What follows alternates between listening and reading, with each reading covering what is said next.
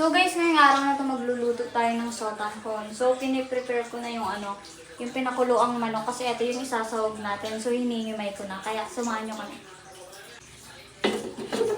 So yun guys, yung unang gagawin natin, maglalagay tayo ng mantika.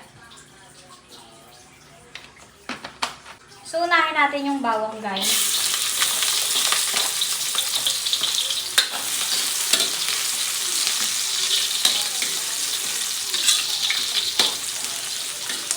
Sunod na natin yung sibuyas.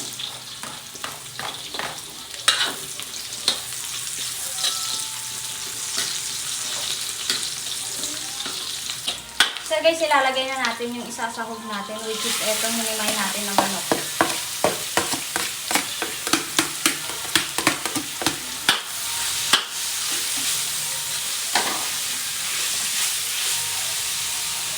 So maglalagay tayo ng patis.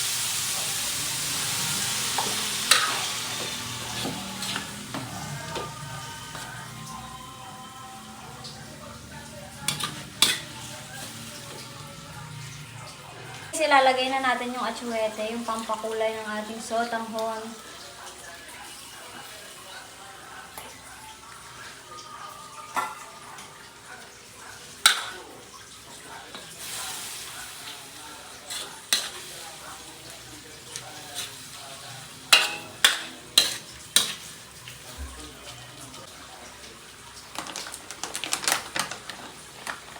So ito guys, maglalagay na tayo ng paminta.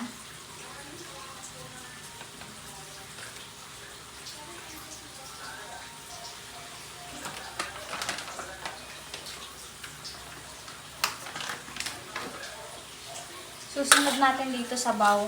Tapos pag kumulo, ilalagay natin yung chicken cubes.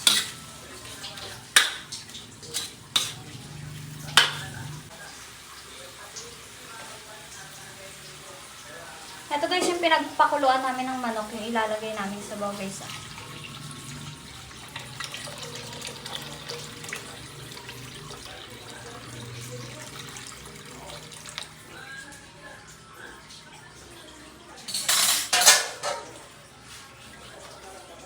So, dadagdagan pa natin mamaya yan.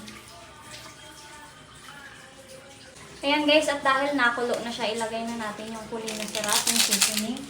And, ilalagay na natin yung 2 chicken cubes.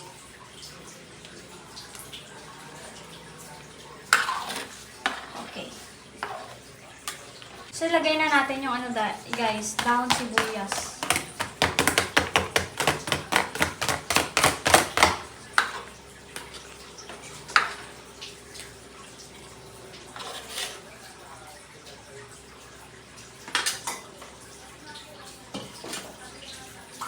Yan guys, ilalagay na natin yung sotanghon natin na binabad muna namin sa tubig.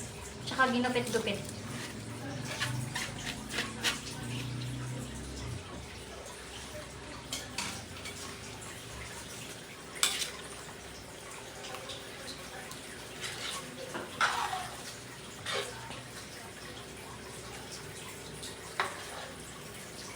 So guys, maglalagay na tayo ng asin.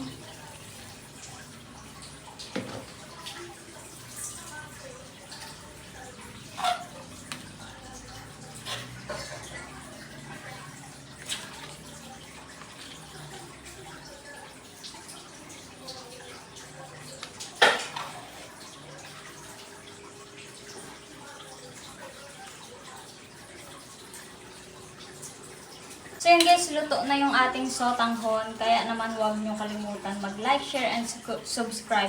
And syempre kung nagustuhan nyo yung luto namin, gayahin nyo na rin.